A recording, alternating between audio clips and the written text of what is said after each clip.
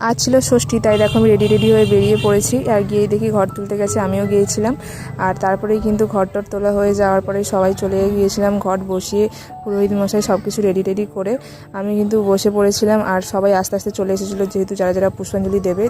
তারপরে পুজো দেওয়ার হয়ে গেলে বাড়ি চলে এসেছিলাম। আর বাড়ি এসেই আবার রেডি হয়ে আবার বেরিয়ে পড়েছিলাম ও বাড়িতে যাওয়ার জন্য। ওখানে গিয়ে একটু খাওয়া দাওয়া করে ঘুমিয়ে পড়েছিলাম। ঘুম থেকে উঠে একটু সন্ধে টন্ধে দেখিয়ে আবার একটু পাশের বাড়িতে গিয়েছি। তারপরে গিয়ে এই ঠাকুরটা একটু তুলে নিলাম, আমার ভালো লাগছিলো তাই। তারপরেই কিন্তু আবার রেডি হয়ে গিয়েছিলাম আমি, আমার ছেলে, যেহেতু বর আসবে ও নিয়ে যেতে। তারপরে রেডি হয়ে গিয়ে আমার বর আসলো, তারপরে বেরিয়ে পড়লাম, কয়েকটা ঠাকুর দেখলাম। আর ঠাকুরগুলো কিন্তু খুবই সুন্দর হয়েছে। আর তোমরা চাইলে এই মহাষষ্ঠীর বড় ব্লগ ভিডিওটাও দেখতে পারো, আমি নিচের ক্যাপশানে দিয়ে দেবো। আর তোমরা কী করলে অবশ্যই কিন্তু আমার সাথে শেয়ার করবে কমেন্টে। আর ভালো লাগলে অবশ্যই লাইক শেয়ার কমেন্ট করে দেবে। দেখা হচ্ছে অন্য কোনো ব্লগে। বাই।